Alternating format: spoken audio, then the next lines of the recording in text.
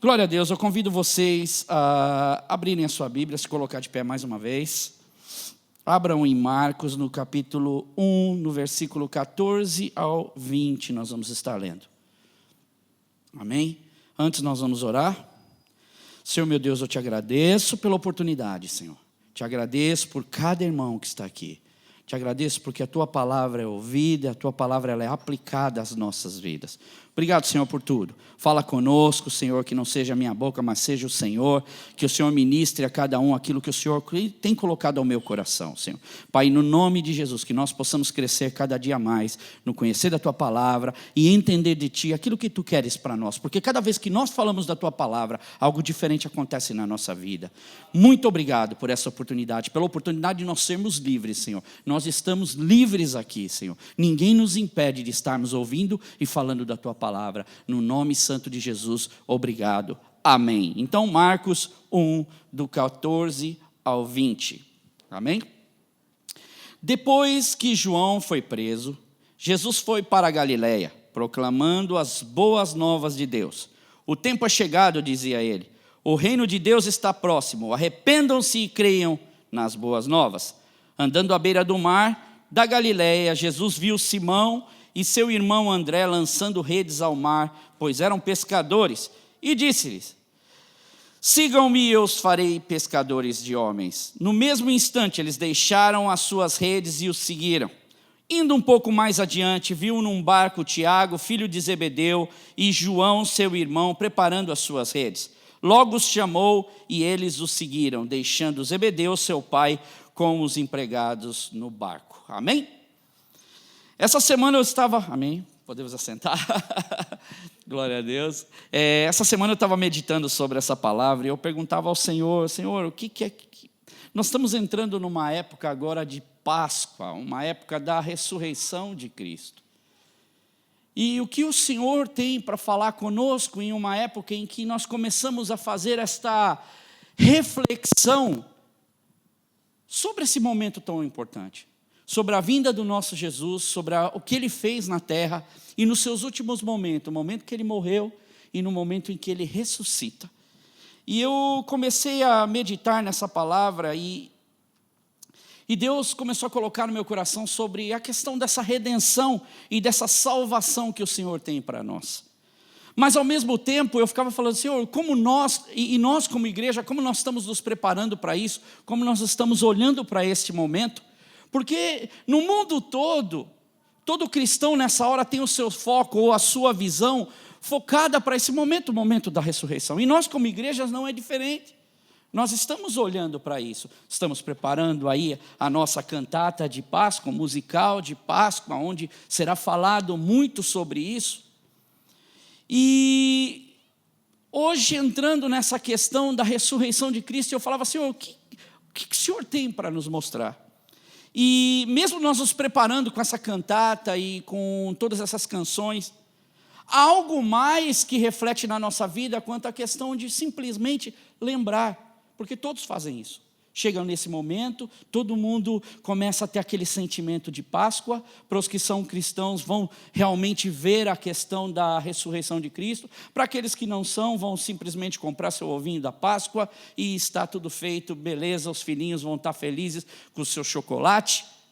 Mas relembrar a Páscoa, relembrar esse momento de sacrifício e de redenção, enquanto eu conversava com Deus, eu falava, Senhor, é muito mais do que isso. Relembrar esse momento da Páscoa, porque algo diferente acontece, e algo diferente que mudou a nossa história, mudou a minha vida e mudou a sua vida. A razão por que nós estamos aqui é por causa desse Cristo, é por causa daquilo que Ele fez, é por causa da ressurreição dEle. E se eu encarar esse momento da ressurreição de Cristo simplesmente como um momento ou um ritual, eu estou como se eu fosse a um museu. Vou relembrar dos dinossauros, vou lá olhar para a figura de pássaros que estão extintos, olhar para algumas pinturas de pessoas que já morreram. Se eu for ver esse momento tão importante como se eu olhasse para um museu, eu perco a essência do real valor que significa a ressurreição de Cristo na nossa vida. Isso é para nós e por nós. em nós, que Cristo morreu e deu a sua vida, e Ele ressuscitou ao terceiro dia. E aqui nessa passagem gostaria que você fosse lá ao começo do que nós lemos, antes até desse momento, eu escolhi a partir desse versículo, mas antes, para que você entenda, João Batista, e nós estamos falando disso nas quartas-feiras, na nossa célula, nós estamos falando sobre João Batista. Eu estou nesse pedaço, primeiro capítulo ali de Lucas, e tem sido uma história fantástica nós revermos sobre João Batista. João Batista, ele era o precursor para preparar o caminho de Cristo. Se você for olhar para João Batista, não há nenhum milagre relacionado a João Batista, como você teve outros profetas, mas ele teve uma missão específica, que foi preparar o caminho para o Salvador, preparar o caminho para o Messias. E ali naquele momento que nós lemos, está ele indo para a prisão, já preso no final do seu ministério, encerrando a carreira daquilo que ele havia feito, do compromisso que ele havia feito com Deus, daquilo que ele fez, o chamado dele. E naquele momento, ele se coloca ali, estando naquela prisão, não é? Sabendo que já havia anunciado o Evangelho, que ele já havia batizado Jesus, porque aqui ele já havia batizado Cristo, e ele também, o que reflete bem João Batista, é olhando para essa mensagem, que diz em Marcos do capítulo, olha, abre aí, Marcos 1, versículos 7 e 8. Quem era João Batista? João Batista era esse homem que diz um versículo desse: depois de mim vem alguém mais poderoso do que eu, tanto que eu não sou digno nem de curvar-me para desamarrar as correias das suas sandálias. Eu batizo vocês com água, mas ele batizará vocês com o Espírito Santo. Que homem! Sabendo que ele está indo na prisão por causa da causa de Cristo, ele podia falar: poxa, Jesus não vai vir, ele não é o rei que eu anunciei tanto, não vai vir aqui me livrar. Não, ele tem a coragem de falar: eu não sou digno. Eu sei do meu chamado, eu sei daquilo que Deus fez para a minha vida, mas eu também sei que eu tive um motivo para vir nessa terra, que era preparar o caminho do Mestre. Naquela época, e isso a gente também tem tratado nas quartas-feiras, não é? Eu na quarta, o Du na quinta-feira, eu dei uma pincelada mais ou menos no que era a história, qual era o quadro que se encontrava quando nós falamos de Jesus, quando Jesus veio. 331 anos antes de Cristo, tinha um grande rei, um grande príncipe chamado Alexandre o Grande, que ele emplaca ali o helenismo. O que era o helenismo? Era todo mundo tinha que ter uma só cultura, que era a grega, uma só língua, e eles colocavam, era uma só língua, que era o grego, e os filósofos, eles estavam ali colocando as suas ideias, então eles olhavam muito para a questão do pensamento, para a questão dessa filosofia, dos Jogos Olímpicos, e os deuses haviam para todos os gostos. Até o próprio Alexandre o Grande se considerava um deus. E há uma certa frase no Brasil que diz que sempre se cabe mais um quando se usa o quê? Vou ver se você lembra. Você lembra? Faz muitos anos. Sempre cabe mais um quando se usa o quê? Eu acho que a frase veio daí. Sempre cabe mais um quando se usa Rexona. Não é? Por quê? Porque sempre cabia mais um Deus. O governo de Alexandre o Grande sempre cabia mais um Deus. Então ele estava preocupado em unificar a língua, que era o grego, e ele também aceitava todos os tipos de Deus. O seu é mais um que vai vir. E logo depois, então, e inclusive Paulo, né, ele fala, quando ele chega em Atenas, ele fala assim: olha, vocês adoram tantos deuses, mas tem um altar ali vazio, esse é o Deus desconhecido, esse é o Deus que eu adoro. Vocês estão criando tanto caso, vocês não conhecem esse Deus. Então a grande realidade era que o cenário que começa agora a se fazer na época de Jesus, e entra o outro governo, que é o governo de Roma, 63 anos antes de Cristo, aí entra o governo romano. O governo romano ali começa a fazer o seu império, o império dominava, toda aquela bacia do Mediterrâneo estava sendo tomada. Esse era o contexto histórico de quando Jesus ele chega, quando Jesus ele nasce. E a filosofia então que tem nessa época já era um pouquinho diferente da filosofia grega do helenismo. A filosofia que eles falavam nessa época, ou seja, a ideia de regimento da lei ou da conduta do governo era que eles fizeram bastante estradas.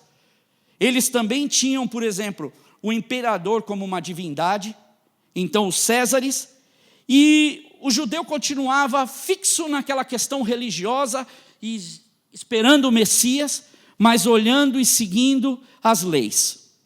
E o governo romano entra com o seu poderio e começa a construir estradas para todos os lugares, ou seja, começa a ficar muito fácil para ser divulgado, ou ser acessível para todo lugar. Os assaltantes, os problemas que tinham na época começaram a decair, e ali entra então nesse quadro Jesus Cristo, dentro de uma pax romana, e Jesus ele vem então sendo batizado por João, após 40 dias, 40 noites ali no deserto, em jejum, e ele é tentado por Satanás, e depois que ele realmente sai daquele episódio, ele começa a vir com grande glória, e ele vem realmente decidido, agora é o momento em que eu estou anunciando esse reino, e como nós vimos, o reino de Deus está próximo.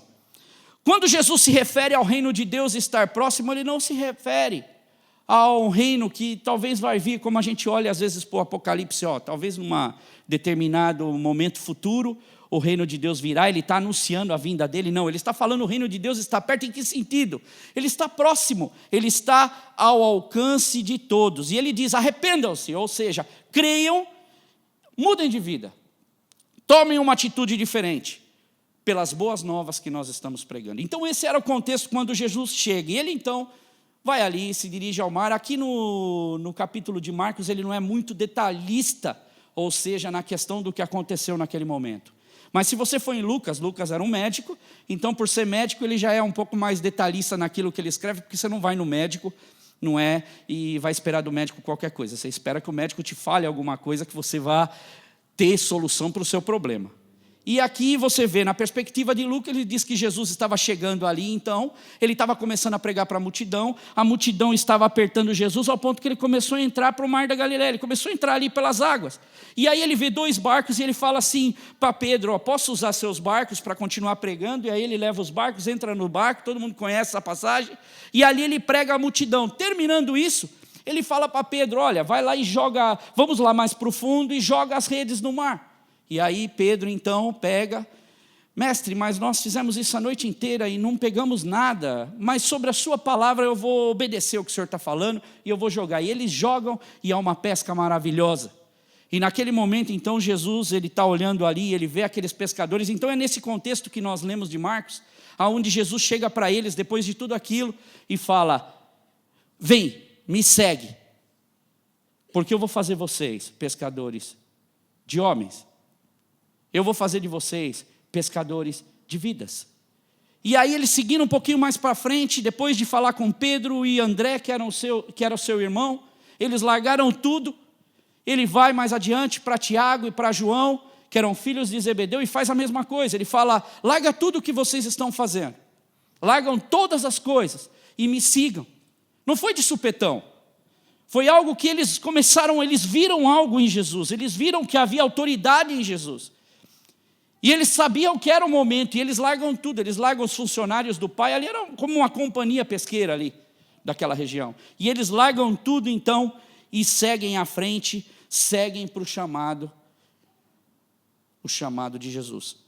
Jesus, ele vem então nesse reinado, Jesus entra dentro desse reino, que era o reino romano, com todos os seus problemas, com todos os seus deuses, com tantas coisas ali, e Jesus ele começa então a manifestar o seu poder e a sua autoridade. Esse hino que eu cantei, Jesus, principados, potestades, Jesus ele começa então, dentro de um reinado onde os Césares eram considerados reis, Jesus começa a andar sobre as águas, Jesus ele multiplica os pães, multiplica peixes, Jesus ele acalma a tempestade, Jesus ele subjuga os espíritos imundos, e Jesus ressuscita mortos, cura os doentes, ou seja, os cegos começam a ver, através da autoridade desse Jesus. Os surdos começam a ouvir, os mudos começam a falar, os aleijados começam a andar. Jesus ele entra com toda a força, porque o reino de Deus estava próximo. Agora, qual é a alternativa? O que Jesus ele veio trazer? Na verdade, Jesus ele estava trazendo uma nova forma de viver. Ele estava mostrando que o reino é uma nova forma de ser gente, de ser humano. O que Jesus ele mostra para cada um de nós e através da palavra dele, que há uma nova forma, um novo jeito de nós sermos uma sociedade. Há um novo jeito de nós sermos mundo. Quando nós recebemos Jesus, quando nós aceitamos esse reino de Jesus na nossa vida, e nós seguimos os passos de Jesus, há uma nova forma de andar, há uma nova forma de viver a nossa vida. Nós não somos mais os mesmos, porque nós somos impactados por este Jesus. E há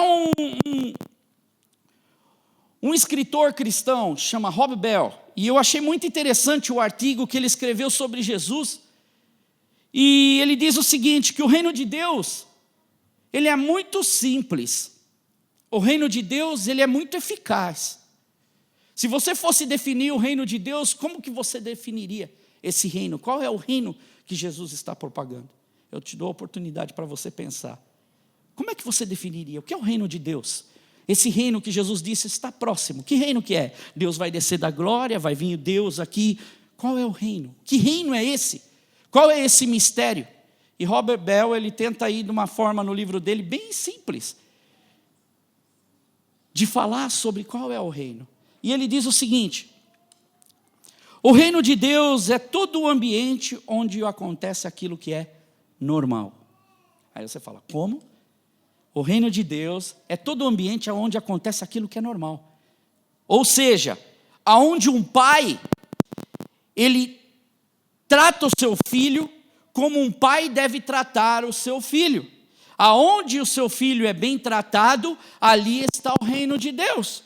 Aonde o trabalhador, ele trabalha como se deve trabalhar, e ali está o reino de Deus. Aonde houver um romance, como o romance ele deve na verdade acontecer, ali está o reino de Deus. Aonde houver um ser humano sendo tratado com dignidade, com amor, com carinho, com respeito, ali está o reino de Deus, onde acontece exatamente aquilo que Deus planejou que era para acontecer. Porque Deus fez tudo perfeito. Se as coisas não andam perfeito, é porque nós, os seres humanos, começam a deturpar o caminho daquilo que era perfeito. A desobediência. Porque Deus, ele planejou todas as coisas perfeitas. Então, o reino de Deus não é simplesmente uma mensagem a ser ouvida, mas é uma realidade na nossa vida para ser vivida. Não sei se você está compreendendo, o reino de Deus ele está aqui, ele está através de nós. E essa semana eu fiquei pensando bastante, eu comecei a ler, até o Du estava falando para mim, você viu que eu coloquei a carta lá atrás? Eu comecei a pensar sobre isso, em novembro nós trabalhamos muito essa questão de uma igreja verdadeira e o título que eu dei para essa pregação é a missão. A igreja e sua missão, ou seja, a missão nossa, porque a igreja ela é composta por nós.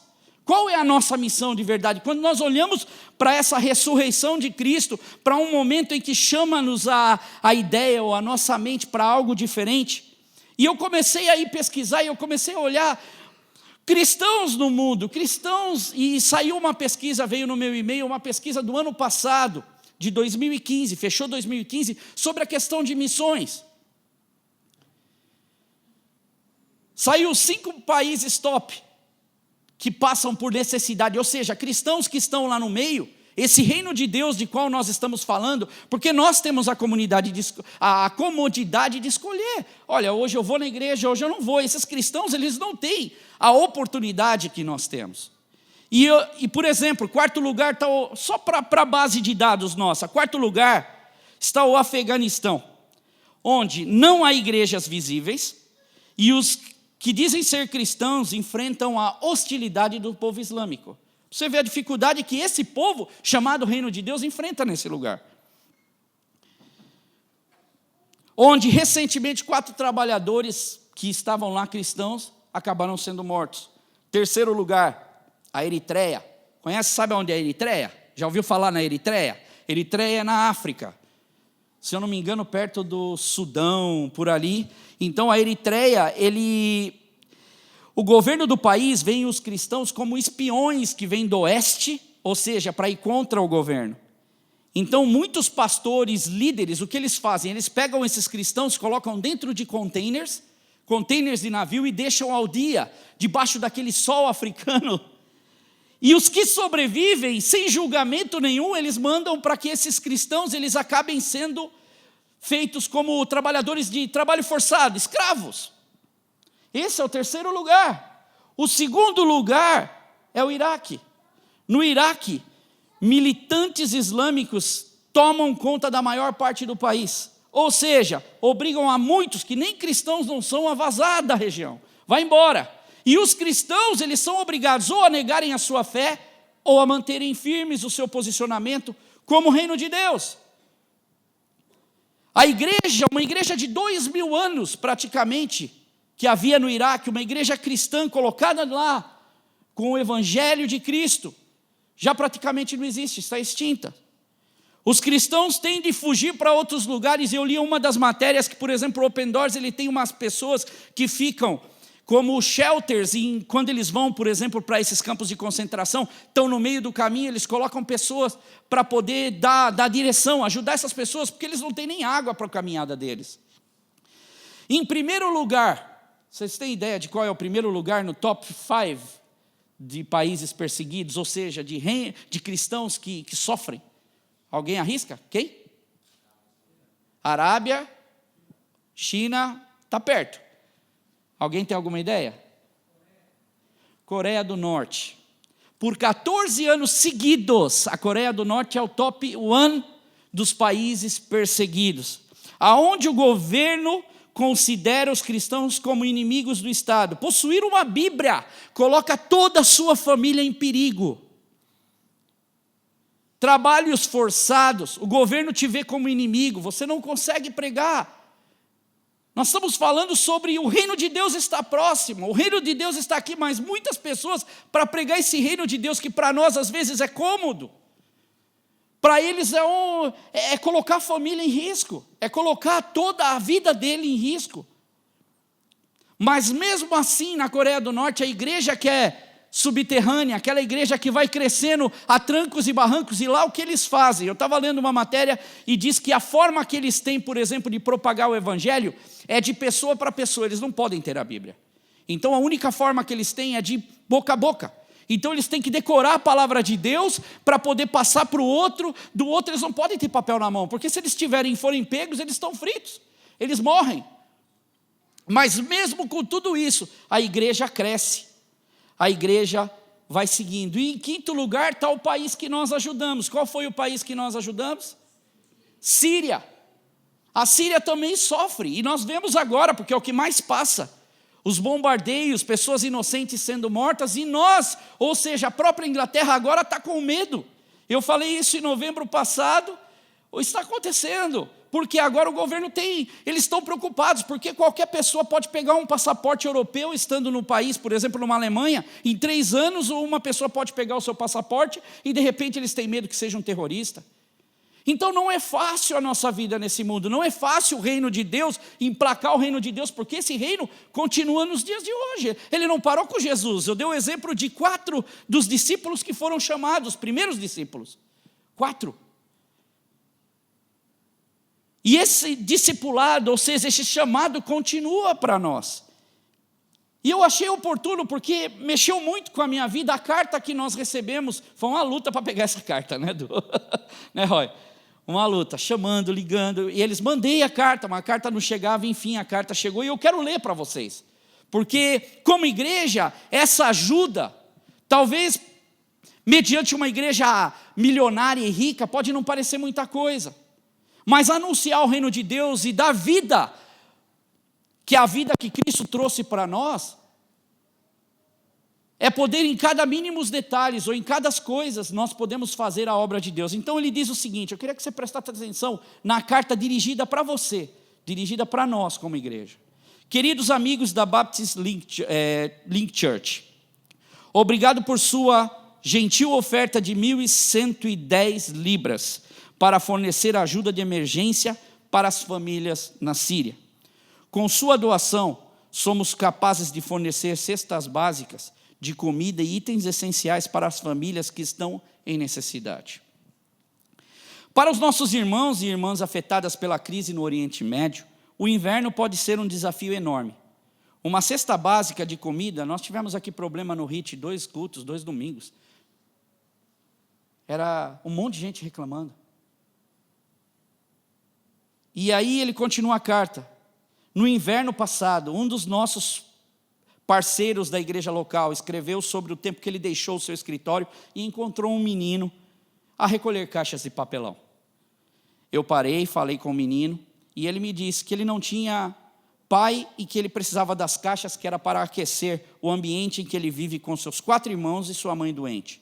E mesmo nesse tempo frio, sem meias nos pés, eu pedi para que ele esperasse um minutinho, e eu lhe trouxe meias e um pouco de comida para que ele pudesse levar para a família dele. Ele ficou surpreso e me perguntou, o que me chamou a atenção: por que você está me ajudando? Eu não sou da sua igreja. E a minha resposta foi, desse servo de Deus: o nosso Deus está ensinando a amar uns aos outros e ajudar uns aos outros. Ele nos ensinou a amá-lo e a amar as outras pessoas. Deus criou você e Ele também criou a mim.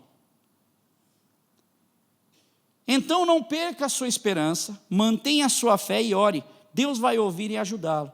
Aí o rapaz me agradeceu várias vezes e saiu com uma alegria no rosto. E aí eles terminam a carta dizendo que aquilo que nós fazemos, todos os presentes são muito bons, mas para que nós não nos esqueçamos das orações que nós fazemos, de orarmos por esse povo. E às vezes a gente fica tão atolado em tanto problema, e às vezes nós ficamos tão preocupados com tantas coisas, que esquecemos muitas vezes desse chamado de Deus para a nossa vida. Qual é a igreja? Qual é a sua missão? A missão de qual? Da salvação de Deus para a nossa vida, dessa remissão. O reino de Deus, ele está próximo, aonde Deus, o Deus Pai, Ele pega, por amor a nós, envia o seu Filho, Jesus Cristo, que por amor a nós envia o Espírito Santo, e que para nos ajudar nos envia nessa missão, ou seja, nós cristãos, para espalharmos as boas novas do Evangelho. Só que esse Evangelho ele continuou com os mártires, continuou com os apóstolos, com os mártires, com aqueles que serviram a Jesus. Essa é a nossa missão. Nós somos o reflexo, nós somos o eco dessa voz de Cristo, o eco dessa ressurreição de Cristo. A vida, Deus colocou em nós essa vida, o Espírito Santo que habita em nós, para que nós possamos fazer essa diferença. E para que nós continuemos nesse chamado de Deus na nossa vida. Essa grande comissão, essa igreja, não é, que Deus criou. Agora falar sobre, e uma das coisas que eu tenho pensado bastante, essa questão, em abril nós vamos estar sentando como igreja para decidir a questão de qual missão nós vamos abraçar. Qual é a causa que nós vamos entrar, por qual é a causa que nós vamos estar nos envolvendo. E eu tomo isso como uma responsabilidade muito séria, porque é um pouco que nós fazemos, mas que gera grandes resultados para outras pessoas que não têm nada. Para quem não tem uma libra é muito dinheiro. Mas para nós que estamos com uma libra no bolso, muitas vezes abrimos a nossa carteira e falamos: poxa, eu acho que eu vou comprar uma água ali.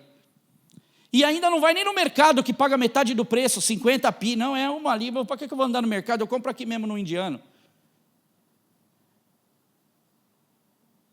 Para quem está passando por necessidade é muito complicado, mas há um outro lado também, que é o lado da responsabilidade nossa como igreja, porque essa questão hoje de missionário virou uma coisa, eu usei a palavra aqui, clichê. Sabe o que é clichê? Alguém tem ideia do que seja clichê? Eu lembro muito bem clichê, porque eu era pequenino quando eu aprendi essa palavra clichê. Alguém tem ideia do que a palavra clichê significa? Clichê, tem um clichê que diz... o template, good, isso. Template era o quê? Quando eu estava na igreja do Evangelho Quadrangular, eu era pequenininho, estava na escola dominical, chegou uma máquina enorme naquela época. Lembra que não tinha computador, hein? Não tinha toda essa tecnologia que a gente tem hoje. E aí eu vi o pastor lá, todo animado para ver se a máquina funcionava, porque tinha que regular a máquina. Um negócio enorme, cabia naquele canto todo. E aí ele começa a pegar aquela máquina, ele pega tipo uma caixinha assim, e ele começa a montar, vamos fazer os nossos panfletos para a divulgação do Evangelho. E aí ele começa a montar palavra por palavra naquele clichê. E aí ele vai com o ferro, vai apertando, palavra por palavra, ou seja, para você montar um panfleto vai um dia. E depois você imprime, tem uma palavra errada, tem que desmontar tudo de novo, parafuso, montar outra vez. Clichê é isso. E clichê ele significa o quê? Ele virou um sinônimo daquilo que é repetitivo. Ou seja, todo objeto que tem uma repetição exaustiva e que perdeu a sua originalidade por causa disso. E eu me lembro muito bem que essa palavra, por exemplo, quando a gente fala sobre missão, é normal, está na boca de toda a igreja. Ir, não é? Uns falam contribuir, orar, enviar, mas é indo, orando e contribuindo. Essa tríade aí acabou virando um clichê. Acabou virando algo até meio sem significado, porque todo mundo fala, poxa, eu sou missionário. Quantos missionários eu não conheci aqui em Londres? Eu me lembro uma vez, em 2002, eu trabalhava numa companhia, eu era supervisor de uma companhia, e era uma companhia que prestava serviço para 3 prédios, bem ali perto do Lord of the Crickets, era uma região super rica, e esse trabalho eu era responsável pelo pagamento, eu era responsável, tinha carro para levar o lixo para fora, era um negócio chique. Até nós que éramos do cleaner praticamente, a gente tinha um status lá dentro, só Ferrari na garagem. E eu me lembro que uma vez um dos funcionários ia tirar férias, e esse funcionário ele chegou e falou, olha, eu vou tirar férias, meu cunhado vai ficar responsável por colocar alguém aqui, porque até agora eu não consegui, mas ele vai trazer alguém aqui, alguém de confiança lá da igreja. Eu falei, tá bom. E eu trabalhava com um que não era cristão e os outros todos eram cristãos. Ou seja, 6 funcionários, 5 eram cristãos. E eu me lembro que eles trouxeram, olha, eu trouxe um cara fera aqui para você. Quem é o fera? É um missionário aqui, ele vai trabalhar para você para cobrir férias do cidadão. Eu falei, ok. Aí o missionário chega lá com toda a panca, né, todo bonitão lá, e começa a trabalhar. Daqui a pouco, passado um tempo, eu vou checar o serviço de todo mundo, porque eu fazia as planilhas, pagamentos, eu subi para checar. Olhei na sessão tinha explicado todo o serviço para o missionário, fui na sessão do missionário e cadê o missionário? Aí quando eu procuro, olho, eu falei, poxa, eu vou procurar lá onde estão as meninas, né? Aí desci, estava ele trocando ideias, acho que fazendo missões ali embaixo, e conversando com as meninas. E eu falei, cidadão, puxa, você tem uma responsabilidade. Você tem uma responsabilidade que é ali onde eu te coloquei, porque se o supervisor do prédio passa e não te vê, ok. Passados 5 minutos, fui procurar o cidadão, 5 não, deu uma meia hora, fui procurar o cidadão, cadê o cidadão? O cidadão estava enfiado dentro do banheiro de novo. E eu falei, mas poxa, você não vai... eu estou muito cansado, eu não estou acostumado com esse tipo de trabalho. A grande realidade é que você falar que você é missionário em Londres, você falar que você é missionário em um país que é rico, um país que tem as suas condições, é muito fácil. Agora vai ser missionário em Burkina Faso, que o país está dividido em uma guerra civil, está caindo aos pedaços. Nos povos africanos, onde pessoas estão doentes, há muitas pessoas que têm esse chamado sério, mas infelizmente, por causa desse clichê que muitas pessoas falam, eu estou indo receber uma profecia, estou indo para Londres para ser missionário. Tem muito povo de Deus aqui, gente. Nós somos o povo de Deus, nós estamos fazendo o que aqui? E há muitos outros lugares que precisam de pessoas, e eu coloquei até um coração, quando eu falei indo, orando e contribuindo. Eu fechei isso daqui com o coração. Aí você vai me perguntar, por que você fechou com o coração? Porque é impossível nós falarmos essa tríade, indo, orando e contribuindo, se o meu coração não estiver nisso. Se o meu coração não estiver nisso, é vazio. O reino de Deus não está aqui. Quando eu olho para isso, quando eu vejo a minha responsabilidade de que em abril eu vou sentar para tratar desse assunto, e é logo depois da ressurreição de Cristo que nós comemoramos, se a ressurreição de Cristo não tiver um eco naquilo que eu vou fazer, isso é morto. Mas a minha responsabilidade começa a partir do momento que Jesus, ou seja, que eu tenho esse evangelho de Cristo para falar, porque esse é um eco que bate todos os dias na minha vida, a seriedade que eu tenho para as coisas de Deus. E essa é a nossa responsabilidade, porque nós podemos ser poucos, mas a diferença que a gente faz, e olha que Deus ele trabalha muitas vezes na Bíblia através disso, Ele escolheu pescadores. Ele podia ter escolhido pessoas da alta, pessoas que já estavam envolvidas com religião. Ele podia, não, ele falou, poxa, pescador, é esse mesmo que eu quero. E Deus, ele olha para cada um de nós e vê a responsabilidade, a transparência com a questão financeira que a igreja tem. A transparência de poder ler uma carta dessa e falar, nós podemos ajudar com 1.110 libras as pessoas que estão, eu não sei quantas famílias nós pudemos abençoar. Mas uma realidade é que foi algo de Deus. Deus nos dirigiu, Deus nos deu essa, e a igreja respondeu. Agora haverá um novo projeto. Haverá um novo projeto depois da Páscoa. E nós precisamos puxar ou chamar essa responsabilidade como reino de Deus, para que nós possamos continuar nesse chamado. E o slogan da igreja é esse: uma igreja que busca ser link entre o homem e Deus através de Jesus. Nós queremos entrar então nesse momento, nessa plenitude da ressurreição do nosso Jesus. Mas que nós possamos, assim como foi com João, com Tiago, com Pedro, com André, em que Jesus fala, larga tudo o que você tem e me segue. Jesus está falando, independente do que está acontecendo com você, independente de como está a sua vida, continua me seguindo, continua me servindo. Continua sendo fiel à minha palavra. Continua, porque o reino de Deus está aqui. Este Espírito Santo de Deus é que nos guia todos os dias. Nesse chamado, nessa linha, não se vendendo a nada, mas cumprindo o propósito para que nós fomos chamados. Que é um propósito firme, um propósito verdadeiro. Eu creio em muitas estações na nossa vida. Eu creio em muitos momentos que a nossa vida tem. E eu creio que essas estações, elas são importantes. E que nós possamos entender essa estação na nossa vida, essa season na nossa vida, que Deus traz. Que é a oportunidade de, como igreja, ter a felicidade e ter o coração no indo, no contribuindo, no orando, porque não há como eu separar, porque se eu contribuo, meu coração vai. Meu coração ora, o meu coração ele jubila e contribui com alegria em tudo que eu faço.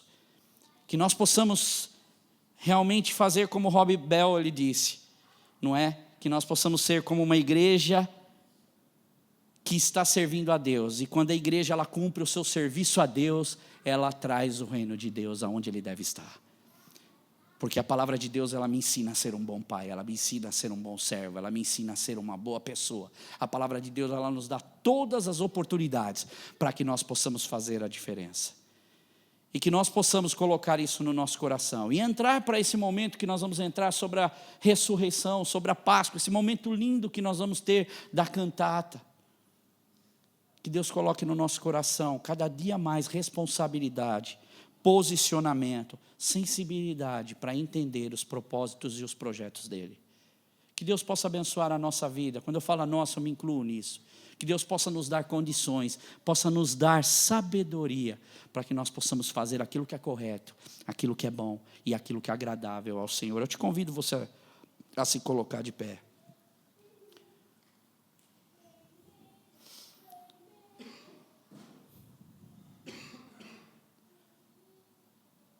Romanos 10, 13, 17 diz assim, fecha os teus olhos. Porque todo aquele que me invocar, todo aqueles que invocar o nome do Senhor será salvo. Pois como invocarão, se não tem os que creram? Pois como eles crerão, se não há aqueles que não ouviram? E como ouvirão, se não há quem pregue? Como pregarão, se não forem enviados? Formosos são os pés daqueles que anunciam o evangelho da paz, dos que trazem alegres novas de boas coisas. Essa é a nossa oportunidade, de olhar para os nossos pés e falar, formosos são os meus pés. Isso não é vanglória, mas isso é olhar e falar, Senhor, eu estou fazendo o meu melhor para cumprir. Que formosos sejam os nossos pés, que nós possamos adentrar nesse período de ressurreição de Cristo, propagando mesmo a ressurreição de Cristo, não com palavras ou como passeios que nós damos em memória dele, mas em verdade. Senhor, eu te agradeço, Deus. Agradeço por cada vida nesse lugar, Senhor. Agradeço por cada um que tem colocado, Senhor, o teu coração na tua obra e no teu evangelho. Deus, nós queremos abrir o nosso coração agora e pedir, Senhor, a Tua bênção, Deus. Pai, sobre todos esses países que nós falamos, Senhor. Pai, não poderíamos, Senhor, fechar esse culto sem orar por estas vidas e lembrar deles, Senhor. Vidas que precisam, Senhor, do Teu toque. E vidas que precisam da nossa ajuda, Senhor. Que o Senhor possa trabalhar em nós, trabalhar na nossa vida. Dirigir o nosso pensar, o nosso falar. Dirigir as nossas atitudes. Abrir, Senhor, possibilidades e portas para que nós possamos contribuir mais e melhor, Senhor, para o Teu reino. Mas o Senhor conhece o nosso coração, Senhor. E o Senhor sabe para quem o Senhor pode dar. O Senhor sabe quem contribui. O Senhor sabe aquele que não tem o coração preso no dinheiro, Deus. E é por isso, Senhor, que eu te louvo, porque o Senhor conhece todas as coisas melhor do que nós conhecemos, Senhor. E eu te peço, Senhor, nesta noite, que o Senhor nos dê consciência. Estamos entrando num tempo, Senhor, muito bom. Um tempo de poder como igreja abençoar, de escolher, Senhor, uma missão, de escolher talvez 2 missões, ou saber aonde nós vamos investir o nosso dinheiro, para a propagação desse reino que está próximo. O reino de Deus está próximo. E é a nossa oportunidade, Senhor, como igreja tão pequena, Deus, de fazer algo tão grande diante de Ti, Senhor. Obrigado, Senhor. Obrigado por essa oportunidade, Senhor, porque nós não estamos pedindo, nós estamos dando, Senhor. Obrigado por estarmos desse outro lado, Senhor, o lado de contribuir, o lado de poder dar, Senhor, e não no lado de poder de pedir, de suplicar, Senhor, porque passamos por necessidade. Mas o lado da onde os nossos filhos são bem alimentados, têm os seus estudos, aonde nós temos a segurança, aonde nós temos o aquecimento, Deus, aonde nós temos a nossa água, o nosso banho quente, que muitos não têm, Senhor. Condições mínimas, Senhor, de higiene. E nós temos essa oportunidade. Deus, não seríamos reino, não anunciaríamos o Evangelho, e o Seu reino não estaria próximo, Senhor. Se isso não fizesse verdade na nossa vida, em nós, Deus. Individualmente, cada um de nós. Pai, que o Senhor nos dê consciência de reino. Que o Senhor nos dê consciência como igreja cristã, Senhor. Pai, muitas vezes, como hoje mesmo comentava, nós somos muito bons para pedir, Senhor, mas muito ruins para agradecer em muitos aspectos. E eu me coloco nisso, Deus, que o Senhor me ensine a agradecer-Te mais pelo que o Senhor tem dado. Que o Senhor me ensine a ser mais grato a Ti em tudo que o Senhor tem feito. Muito obrigado, Deus. Obrigado pelo trabalho de cada um, Senhor. Pai, eu quero, Senhor, orar, Senhor, por aqueles que passam por dificuldades também financeiras, dificuldades no seu trabalho, dificuldades, Senhor. Abre as portas, Deus. Abre as portas da vida de cada um e toma conta, Senhor, das nossas vidas, para que tudo colabore e prospere para o bem daqueles que Te amam, de coração e de verdade. Obrigado, Senhor. Obrigado pela oportunidade de aprendermos a Tua palavra. Obrigado, Senhor, da oportunidade de sermos informados, Senhor. E obrigado pela transparência que existe na nossa vida e no nosso coração. Porque deitamos a nossa cabeça no travesseiro somente para Te louvar e Te agradecer, não com a consciência pesada. E que isso permaneça na nossa vida todos os dias, porque isso é dignidade para os Teus filhos, Senhor. Muito obrigado por isso, Senhor. Porque a nossa vida pode passar como um suspiro, Senhor, mas nós estaremos um dia diante de Ti, Senhor. A nossa vida é muito rápida, Deus, mas nós um dia prestaremos conta diante de Ti. Muito obrigado, Senhor, pela transparência que nós temos diante do Senhor, e que isso permaneça sempre no nosso coração, como uma igreja que tem em cada um de nós uma missão. Amém, Jesus.